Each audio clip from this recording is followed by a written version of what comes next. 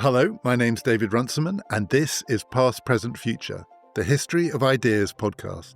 Today is part 2 of our short series on the history of ideas of globalisation, free trade and tariffs, to make sense of what's happening now. And we welcome back PPF regular Robert Saunders to talk about something that Mark Palin mentioned but didn't go into in any detail in our last episode, the story of Joseph Chamberlain and the fight over tariffs in Britain at the start of the 20th century.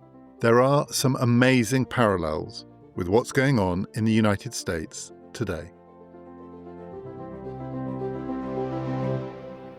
Robert, maybe a place to start is for you to sketch out, not least because I would find it really helpful, the career of Joseph Chamberlain. He's going to be a central figure in the story that we're telling here about early 20th century arguments in British politics around free trade and protection. But Chamberlain is an extraordinary politician in his own right. I probably need to understand how he arrives at the position that he does in this set of debates. So could you just give us a sort of arc of his career that reaches the beginning of the 20th century? Chamberlain is the great disruptor of late 19th century, early 20th century British politics. He's one of those rare individuals who manages to break not one party, but two. And he marks the arrival, really, of a new kind of class at the top of British politics. So he's a businessman, and that's absolutely essential to his political identity. His family owns a hugely successful screw manufacturing company, which is based in Birmingham. So his political power base becomes Birmingham, and it really matters to him that the place he knows best politically is the kind of workshop-based manufacturing town that's going to come under serious pressure from international competition. So he's not from the traditional governing class. He hasn't been to Eton or Harrow. He's not from the landowning aristocracy. And he's actually quite contemptuous of what he sees as the kind of entitled, complacent elites who have run British politics for too long. The kind of people who have never had to graft and who don't really understand business or competition.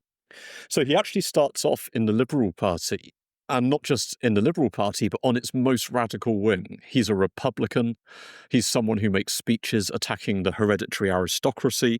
And he's a very punchy, pugnacious communicator.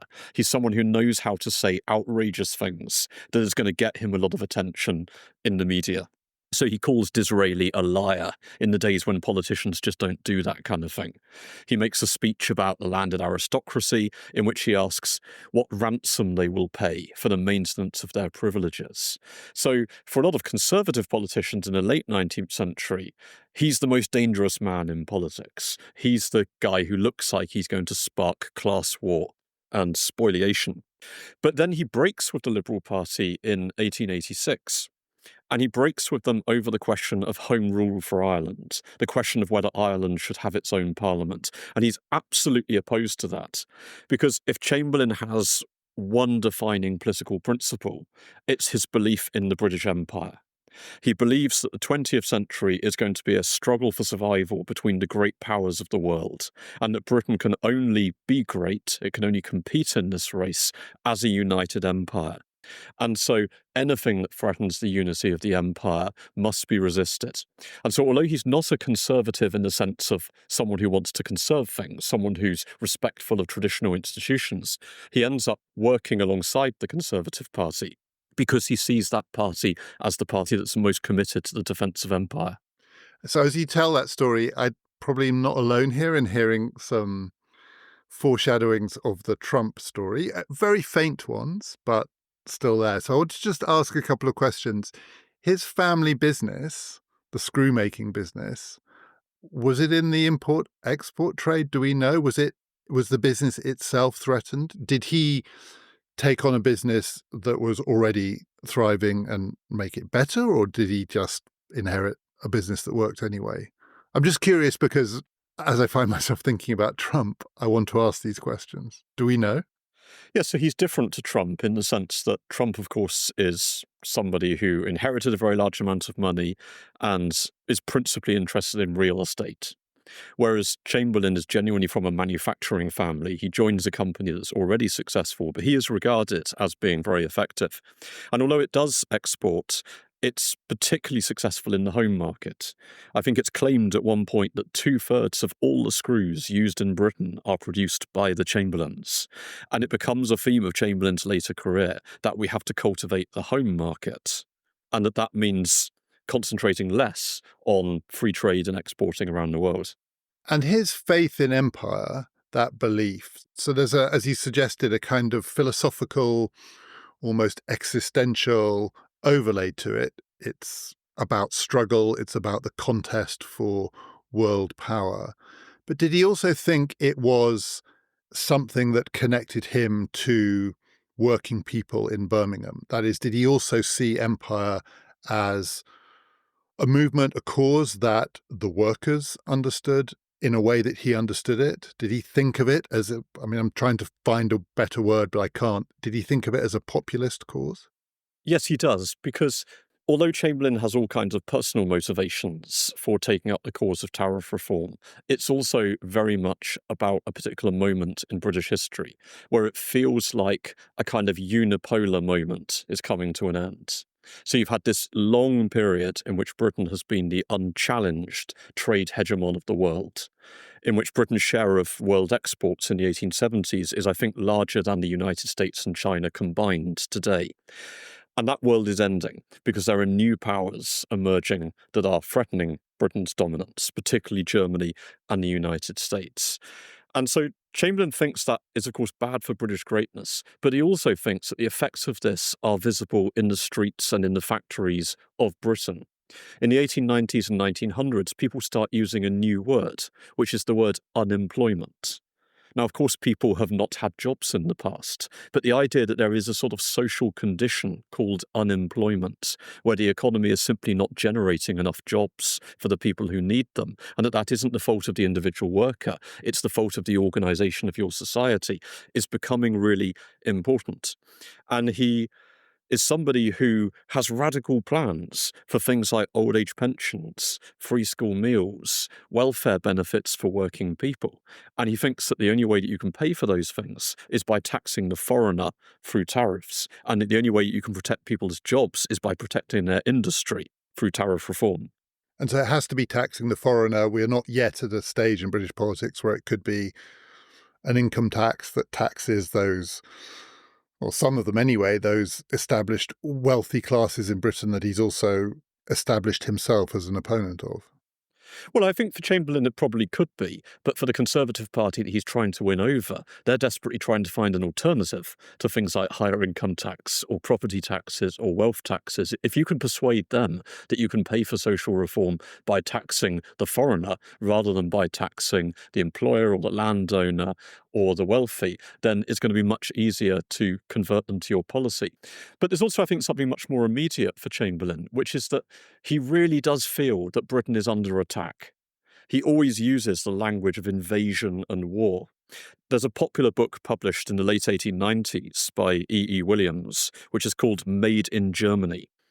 And it encourages readers to go round their house and their workplace and to look under the table and to look at the back of their machinery and look for that sign, Made in Germany. And what they'll find is that all over the country, there is this German industrial invasion taking place. That other countries are building up their industries behind tariff barriers. They're locking British produce out, and then they're dumping subsidised products on the British market in order to destroy its own factories and its own manufacturing. So he consistently argues that the British working man is effectively the victim of a hidden war in which his job is being stolen, his livelihood is being stolen, his ability to feed his family is being stolen by what isn't being recognised by government as a military attack. So that does definitely sound like it foreshadows some of where we are now. If you frame it in the way you just did, and one of the questions in politics is always, what language do you use to frame your cause? So a classic recent example of this is in the United States, where arguments about inheritance tax were turned into arguments about what was called the death tax. So in this case, if you call it a tax on foreigners, I can see that could be an explosive campaigning slogan. But actually, they stuck with tariffs, which sounds a bit dry. It sounds like an unlikely cause around which to galvanize a mass political movement, a really angry mass political movement. And yet that's what he did, isn't it? He did use the idea of tariffs to galvanize, electrify a political movement. Yes, in some ways, tariffs become for Chamberlain a kind of miracle wonder drug, which you can use to address all of the problems that he sees anywhere around him. So Britain has a kind of great power problem and a trade problem, but it also has a poverty problem. It has an unemployment problem. It has a problem around how does it hold its empire together and give its colonies a stake in its economic success. And every problem that Chamberlain looks at, tariffs become the answer to that.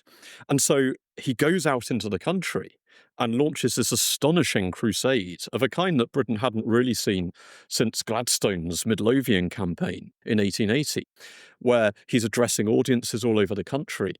He builds an organisation that pumps out literally millions of leaflets, posters, cartoons, postcards. There are songs about tariffs that are written for the music halls. There are early film clips about tariffs. And he's very skilled at presenting this in a kind of popular political language. He always talks about fighting back. He says, I don't like to be punched without punching back.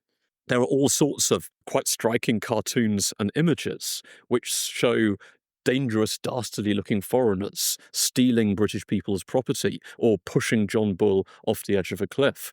So his task is to take what does sound to us like quite a dry economic argument and sell it as being about national defence or about ordinary people's jobs or about standing up for Britain in the world.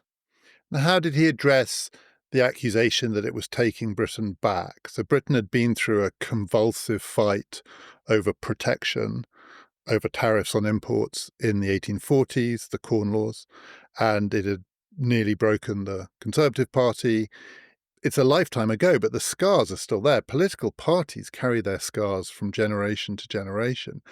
How did he, the great populist, a radical in his way, he had been in the past a man of the future, how did he address the charge that this was a backward-looking policy? Well, those scars that you mention are actively being scratched at by the Liberal Party at the time. So the term the Hungry Forties to describe Britain in the 1840s before the repeal of the Corn Laws, that is coined in the Edwardian period. You get Anne Cobden Sanderson, who's Richard Cobden's daughter, appearing on public platforms, warning people of what things were like before the great age of free trade. So Liberals absolutely argue that this is about going back to the past. What Chamberlain argues is that, on the contrary, it's about preparing Britain for the future.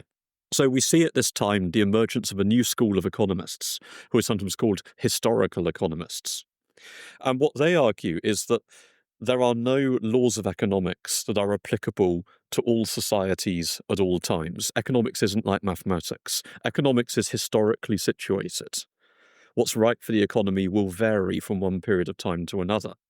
So they argue that free trade is a little bit like the horse-drawn carriage. It's a brilliant mode of transport in the 1850s, but we now live in the age of the motor car, and so we have to leave behind the old-fashioned policy of free trade and embrace something new. So Chamberlain is quite happy to say that free trade was great when Britain was the most technologically advanced nation on earth, when its goods could outcompete everyone anywhere else. That it was a fantastic policy at a time when you didn't really have to worry about enormous quantities of food being shipped across the world because you didn't have the kind of refrigeration technology or communications technology that would allow you to do that. So, in a sense, we cheer the repeal of the Corn Laws in the 1840s, but now we have to move forward to a policy for the 20th century. Well, it really is eerie. I mean, it's just spooky how it foreshadows now. What did the Conservative Party make of this?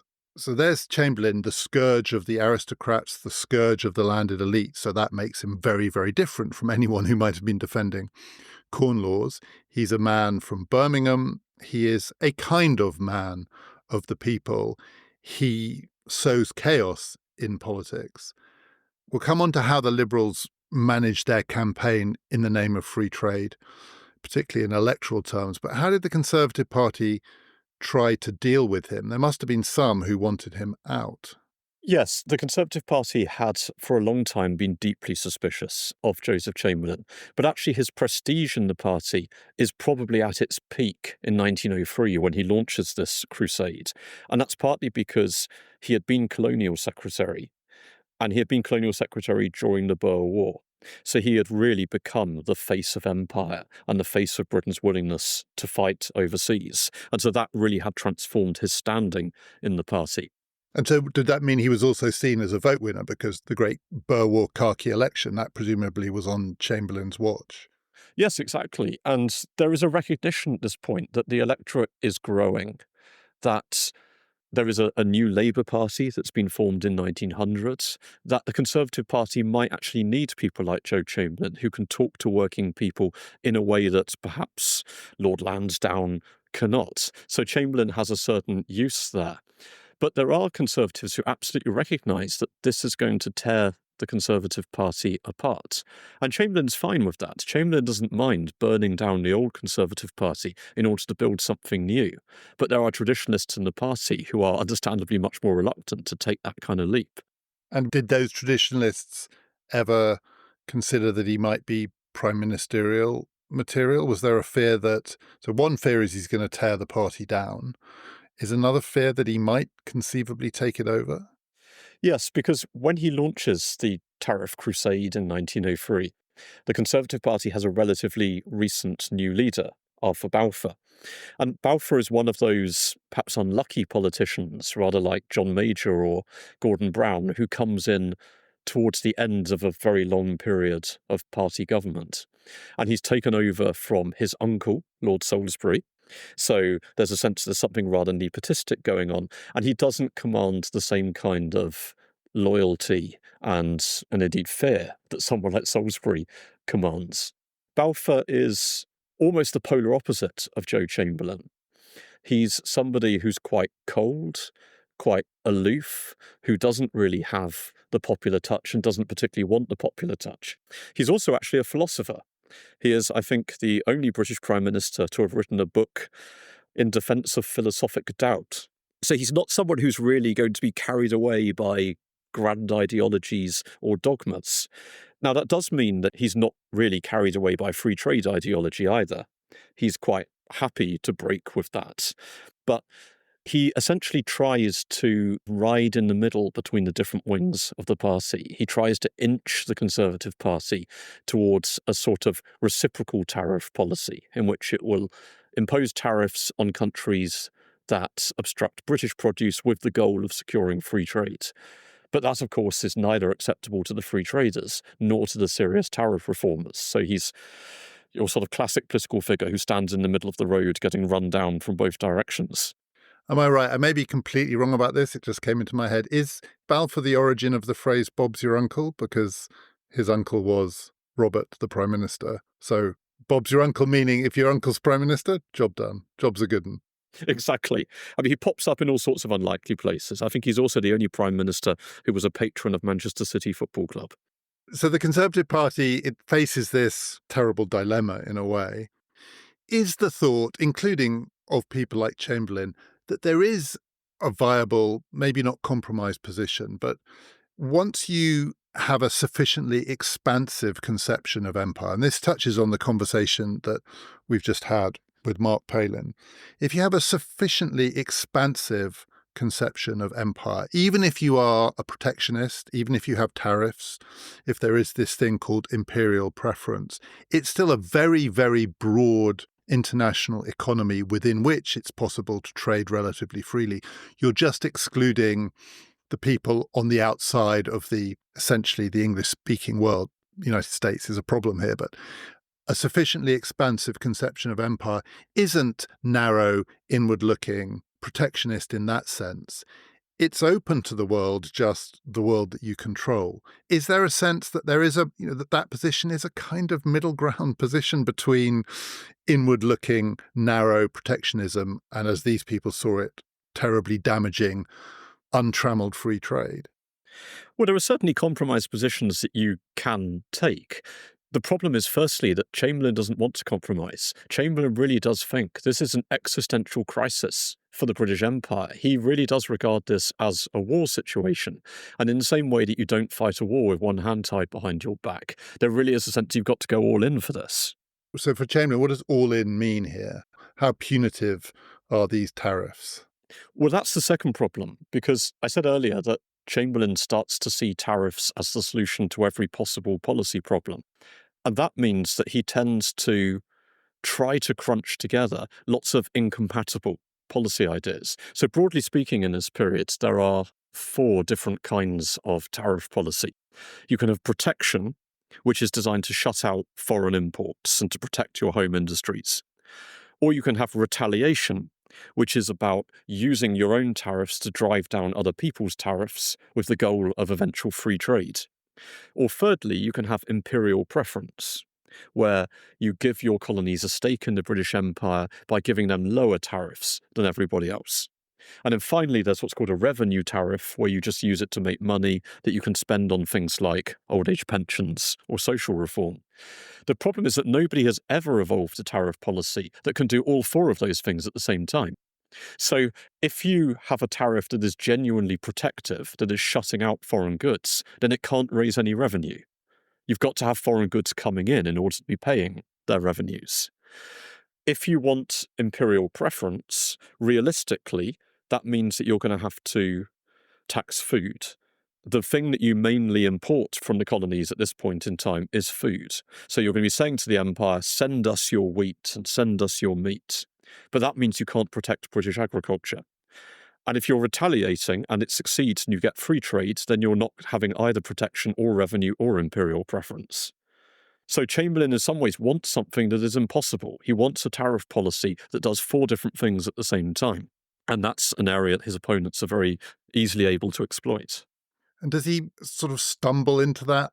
Seems like a deeply compromised position, which is to try and want all these things together, or does it have its origins in his origins, which is, for him, politics, it isn't just that international dimension. It's not just establishing a position relative to Britain's international rivals. It's also about meeting the needs of ordinary working people. It's also about addressing what he would see as his natural constituency. Is it the trying to marry of those two things together that leads him down this path?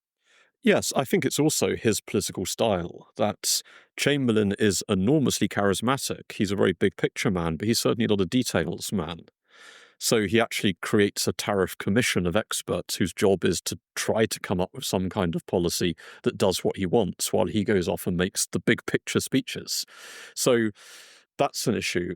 Also, he's not in government when he proposes this. In that sense, it is different to President Trump, in that Chamberlain resigns from the cabinet in 1903, heads off around the country because he recognizes that the first task is to convert public opinion. So in the kind of glory stage of his campaign, he's not actually trying to evolve a precise policy. He's just trying to persuade everybody that the tariffs are a really fantastic idea.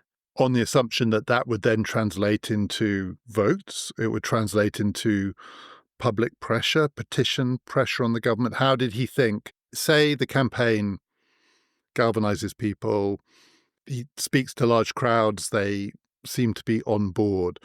Where did Chamberlain think it went from there? Well, you asked earlier, I think, whether Chamberlain was a populist, and I don't think I replied. Obviously, populism can mean different things to different people, but one meaning of it is a kind of politics that just panders to people's prejudices.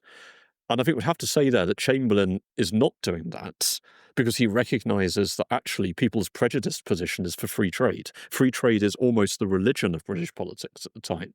So he really does recognise that he's fighting against the tide here, that he's got to go out and convert people. And in that sense, he's a kind of evangelical preacher of tariffs. So I think he believes it can win an election, that it can be hugely popular, but he's got to make it popular. And that's partly why he and his followers aren't discouraged by the fact that they get absolutely caned at the general election in 1906, when the Conservative Party suffers its worst defeat until 2024, is because next time we'll get them. This is a long-term project to re-engineer the thinking of the British political nation. What then are the building blocks what were the building blocks of the religion of free trade? Because that's where it does start to feel a little disanalogous from now. I mean, free trade or globalization, to give it another word, an integrated global economy is a kind of background condition of 21st century politics, and it's had its evangelists.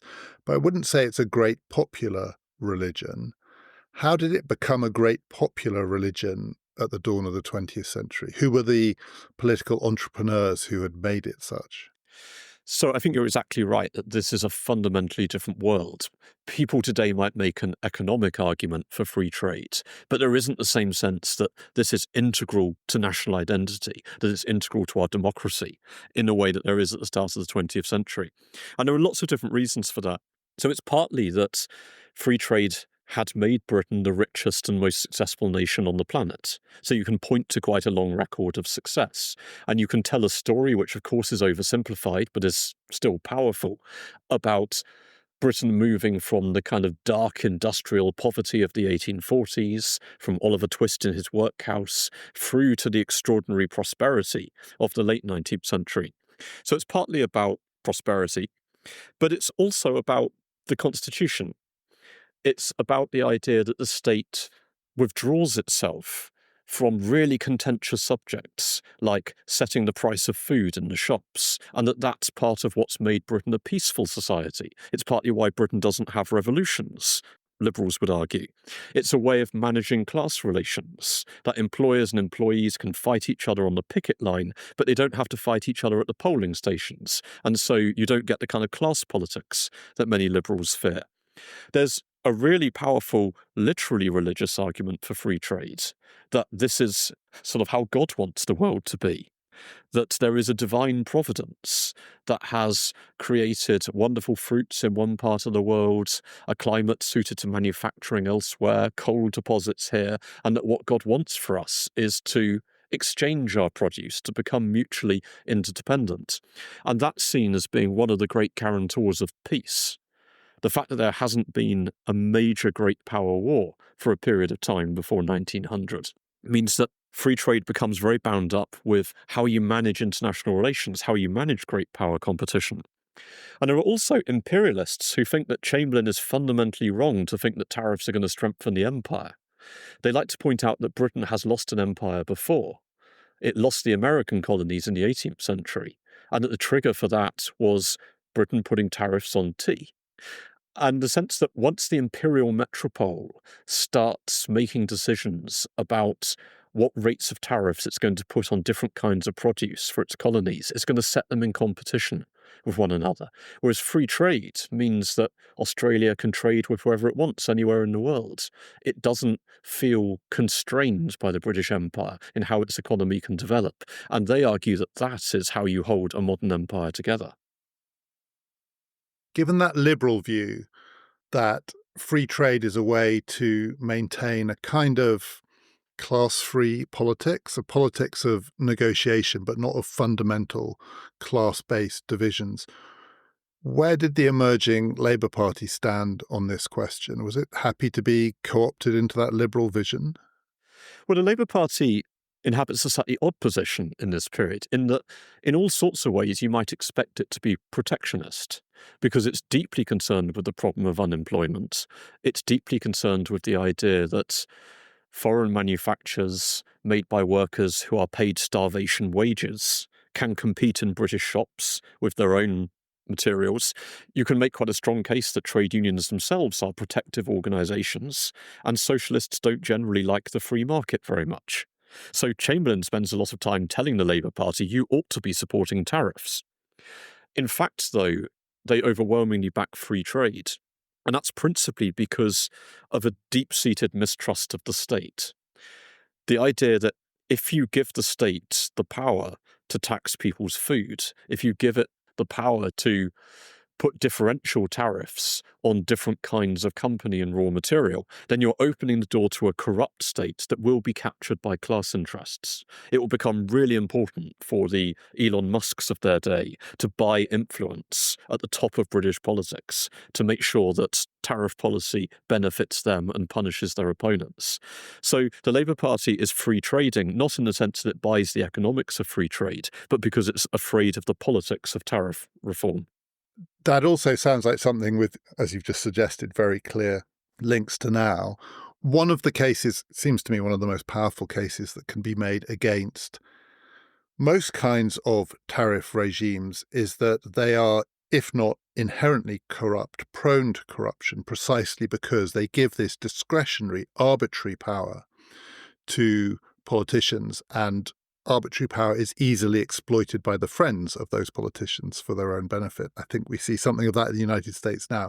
Was that part of the case against Chamberlain, against the tariff reform movement, that among other things, this was likely to open the door to corruption? Very much so. A lovely illustration of this would be a young Conservative MP called Winston Churchill, who resigns from the Conservative Party in protest at tariffs and crosses the floor and joins the Liberals. And he argues that tariffs will mean the Americanization of British politics, and he uses that phrase. And he immediately writes to his American relatives saying, please can you send me speeches and pamphlets on corruption and lobbying in the United States that I can use in my free trade speeches here. So lobbying, which I think we still know is a quintessentially American feature of certain kinds of politics, is intimately connected to another feature, as it was understood then, of American politics, which is that it was instinctively protectionist. Yes, we talked earlier about the idea that tariff reform might be a policy that benefits working people and it might be complacent elites that are happy with free trade. Free trade has turned that around. They actually run posters saying tariff reform means happier dukes.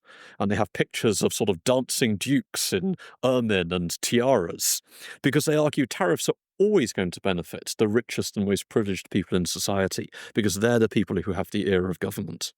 You said that Chamberlain wasn't a classic populist in the sense that he didn't play on people's established prejudices because there was a prejudice for free trade. What about racial prejudice? What about the idea of there being a white economy within which various forms of imperial preference and favoritism could be allowed to exist, but that there was a very dangerous world out there for white Englishmen? Yes, Chamberlain believes absolutely in racial competition. He believes that this is a competition between higher and lower races, and he's entirely relaxed about the extermination of those that he regards as lower races. And when he talks about the empire, he's talking about the white empire. So he's talking about Australia, Canada, South Africa, New Zealand, and what becomes Rhodesia or Zimbabwe. He's actually not particularly interested, for example, in India, which for an imperialist like Churchill would be the great jewel at the heart of the empire. So there is a very dark racial populism in Chamberlain's thought.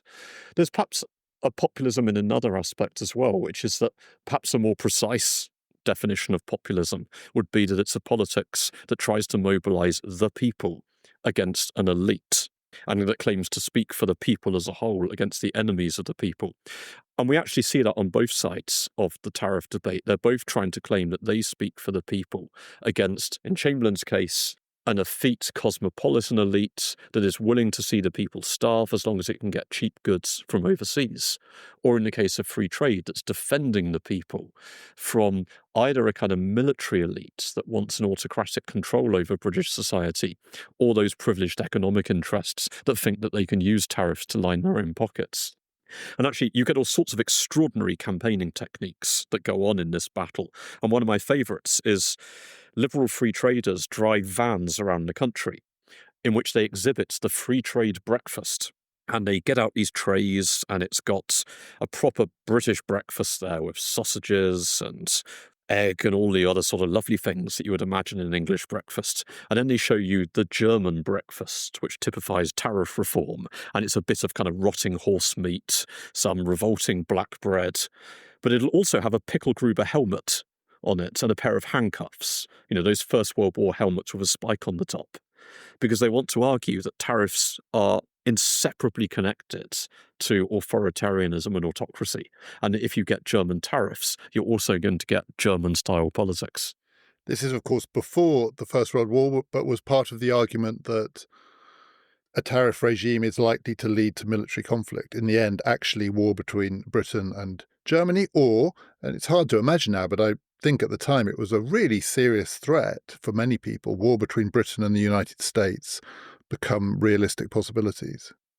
Yes, and we should remember that while this controversy is going on, the bookshops are groaning at the seams with books about the invasion of England. It's the most popular literary genre of that period. All sorts of books about Britain coming under attack, having to defend itself. There's even a spoof version by P.G. Wodehouse in which Britain is invaded simultaneously by, I think, 9 different countries and is saved by the Boy Scout movement.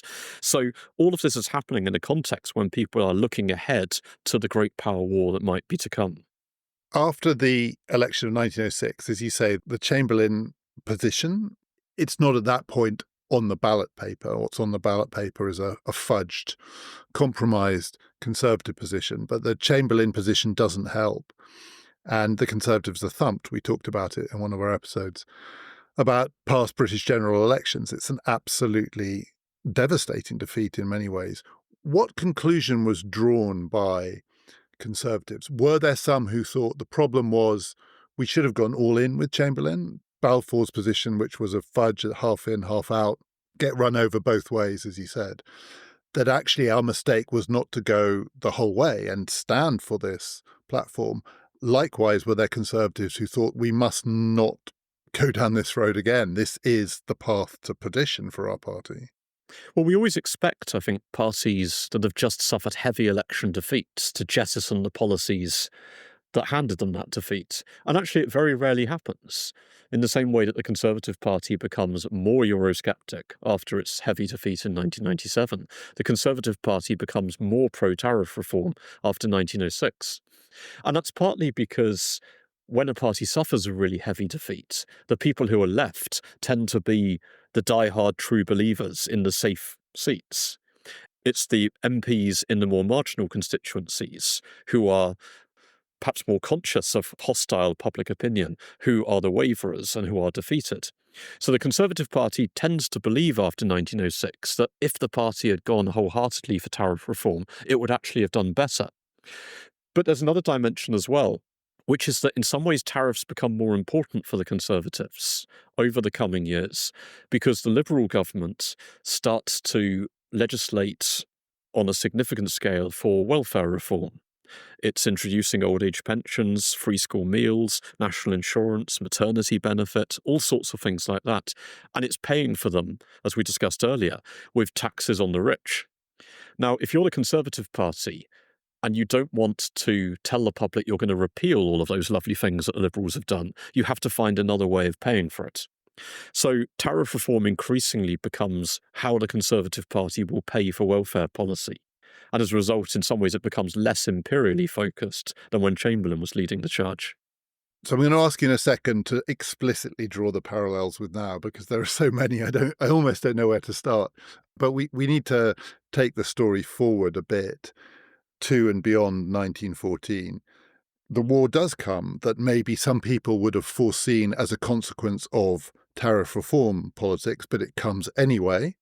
And we talked to Mark Palin a bit about this as well. Part of the myth of that war is that it exploded free traders' ideas that a world of free trade would inevitably lead to peace. So Norman Angell, his book The Great Illusion, was unfairly caricatured as a sort of naive optimist's take. In a world of an integrated global economy, war becomes unthinkable. He didn't say that at all. He said, in an integrated global economy, war is still very possible because these atavistic ideas are clinging on. But presumably, the First World War just drives a coach and horses through those pre-war arguments. They have to be framed differently after that, don't they? Yes, in some ways, in 1914, it looks like free trade ideology has actually reinvigorated itself, because there is a challenge for the Liberals after 1906, which is that they've won this spectacular election. But they can't now just not impose tariffs for the next 6 or 7 years. They know that every time they impose a tax, the Conservatives are going to say, why didn't you tax the foreigner? They know that every time someone loses their job, the Conservatives are going to say, you're a victim of free trade.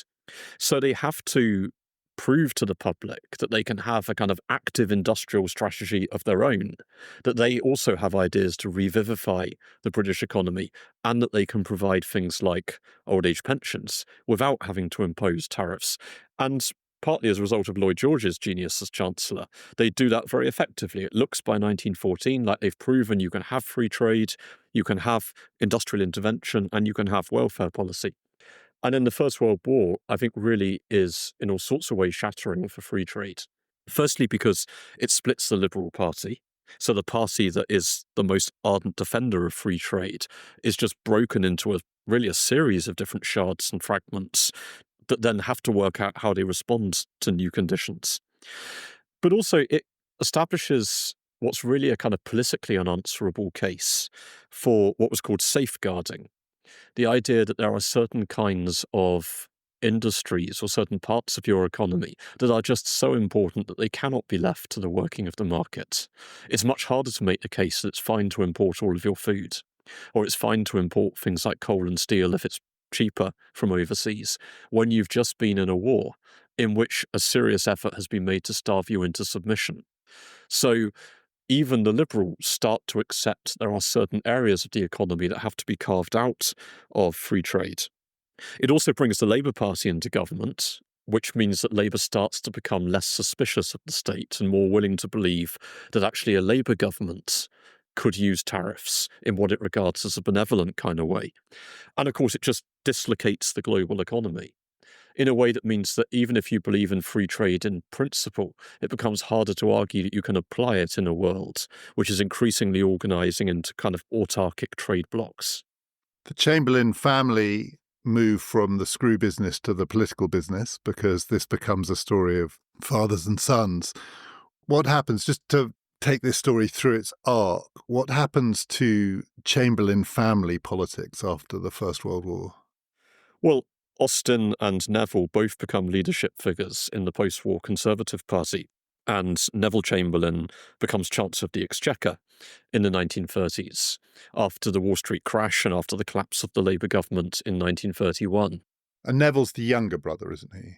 Exactly, yes. And it's his great political honour in 1932 to announce to the House of Commons, in the wake of the crash, that he has negotiated a system of imperial preference with the colonies, and he can finally bring what he regards as his father's vision to fruition. And there's a very touching moment in the House of Commons when he says what an honour it is, his father's long dead by this point, what an honour it is for him to speak the words and for his brother to be on the front bench alongside him. And his brother gets up and they shake hands on the floor of the House. But it's imperial preference. It's not the full four horsemen package, isn't it? It's very much the 1932 version, the imperial preference version of protection. Yes, but I think he's right to say that that's what Chamberlain most fundamentally cared about. And the ground has been kind of slipping for the decade beforehand. So even Winston Churchill, who we've just encountered leaving the Conservative Party in protest against tariffs when he's Chancellor of the Exchequer, actually does use tariffs to raise revenue. Because another thing that the First World War does is it leaves behind an absolutely colossal national debt and a vastly expanded state. So it becomes much harder for governments to ignore the fact that you can raise revenue by taxing imports. By the time Neville Chamberlain fulfills his father's mission, 1932, the world is in the depths of a deep depression. And under those conditions, all sorts of countries are reconsidering their free trade commitments and, to be honest, abandoning them. So to what extent at that point has the international environment shifted so dramatically that, as it were, to be clinging on looks a little bit like, being hung out to dry, the tide's gone in, and the free traders are left exposed in a dog-eat-dog world? Yes, I think the international environment essentially makes it impossible to be a free trader in the 1930s. You can be what opponents call a free importer. You can decide that you're not going to have tariffs on your own imports, but you can't pretend that you live any longer in a free trade world.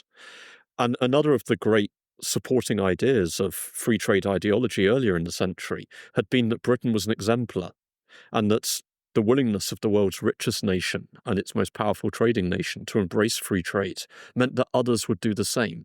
And they might temporarily be foolish and have tariffs, but ultimately we were moving towards a free trade world. It's just impossible to believe that by the 1930s. And that's another great piece of the intellectual edifice of free trade that's just collapsed.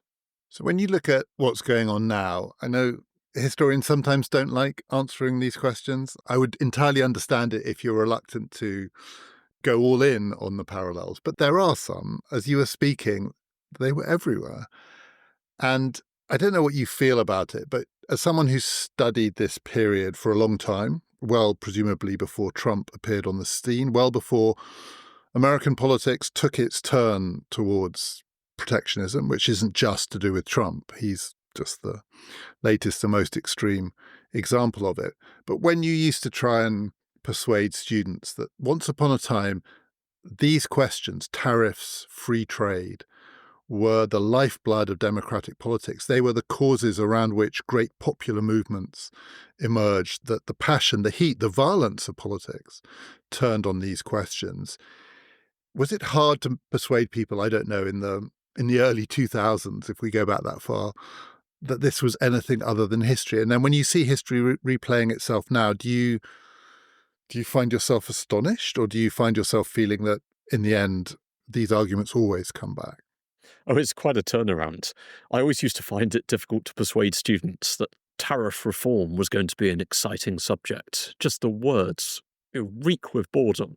The idea that people in the past might have smashed up their party system and built great crusades around the country and had stalls at the seaside and sung songs at the music hall about tariffs, I think people just found absolutely boggling.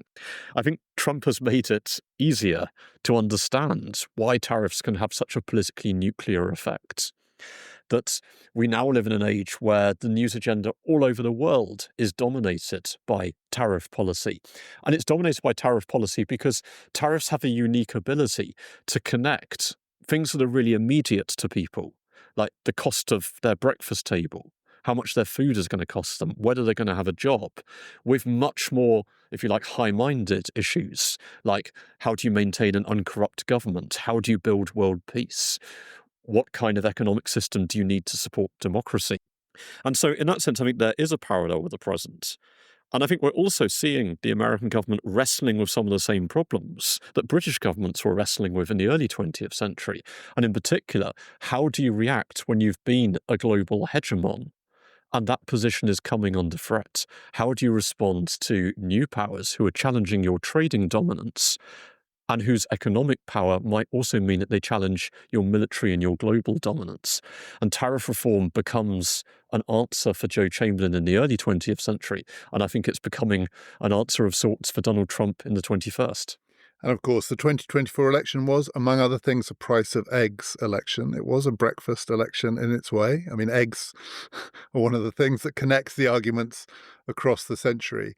But where is the disanalogy then? So we started with Chamberlain, and I suggested that aspects of what you would describe him just brought Trump to mind. And yet I feel they are very different political types, not least because they emerge in completely different political systems.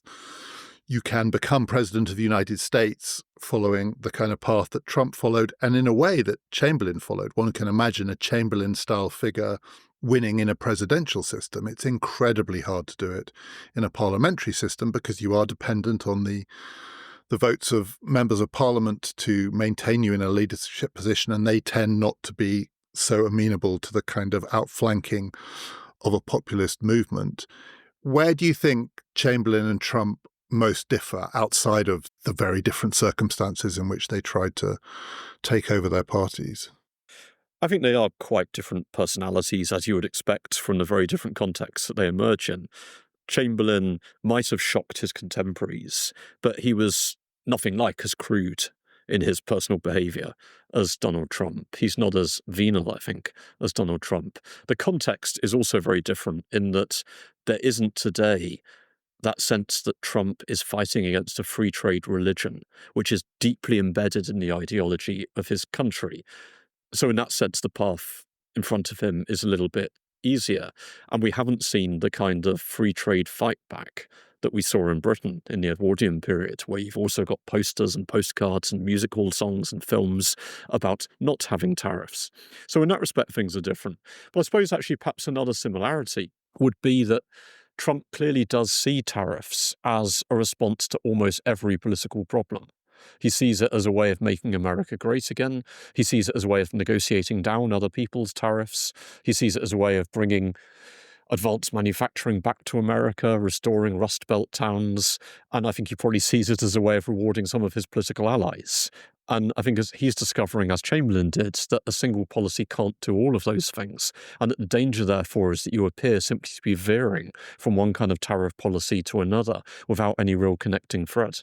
When people look at Trump, and they say, as they often do, seeing what he's done in the past, what is it now, a month, not much more than a month, and the chaos that has ensued, and they ask, why is he doing this? The answer sometimes comes back because it is his religion. It's the thing that he's always believed in. If there's one consistent strand in Trump's political career, and for most of his career he wasn't a politician, but in his public pronouncements, it is precisely a blunt belief that it is a dog-eat-dog world, and in such a world, the weak don't use the tools available to them, the strong do, and the most effective tool that's available for America as the leading economic power is to use its power through tariffs. And that's the thing that, because there's not much that's consistent across his career, but that's the thing that is there, like through a stick of rock. And that's not true of Chamberlain. As I understood it from what you were saying, the thing that runs through Chamberlain, like through a stick of rock, is belief in empire and an understanding of Britain's place in the world in imperial terms, maybe also in racial and hierarchical terms. And there's quite a lot of that in Trump too. But it's almost like the two things are turned around. With Trump, the core faith is the transactional commitment to using tariff policy to make other people pay for what you want. And then around that goes all sorts of racial, imperial, geopolitical commitments. It feels from what you said that with Chamberlain, it's the other way round. He arrives at tariffs as the means, but the central faith is the faith in empire. I think for Chamberlain, that's absolutely right. He says in one of his tariff speeches, the days are for great empires and not little states. He really does have this overwhelming sense that the early decades of the 20th century will decide who are the global hegemons who divide the earth between them, and that Britain can only compete in that fight against the great land masses of the United States, the German Empire, and the Russian Empire, if it does it as a united empire. And I think that crystallizes a key difference between him and his former liberal allies on the free trade side. So one of the most effective pieces of propaganda that the free traders produce is the large loaf versus the little loaf. So they produce a great big fat loaf, which they say is what you can buy under free trade, and then a very little shriveled loaf, which is all you'll be able to afford once there are taxes on imported wheat. So they can say to people, look at this, which do you want for your children and your breakfast table, the big loaf or the little loaf? Chamberlain's tariff reformers then put out a cartoon which has the big loaf, so in a sense they're accepting that claim, but hidden inside the big loaf is a German soldier. So it's the idea that your big loaf is actually the entry point for German military power. And you've got to decide, what do you most want? A little bit more bread, or to save your country from military attack? And that's the choice he wants to give the British people. And the 21st century equivalent of that would be a Chinese-made electric car. You can completely imagine the AI-generated YouTube video where that car, transformer-like, opens up to reveal a Chinese soldier. I mean, I can picture it. Oh, he would have loved all of the arguments about Huawei and the safety or not of Chinese software.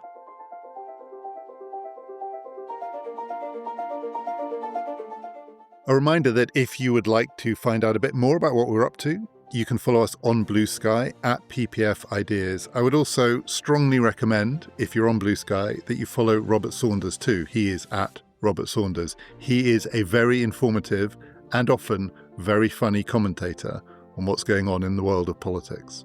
Next time on the history of Ideas of Globalisation, I'm talking to another PPF regular, Gary Gerstle, about the Smoot-Hawley Act.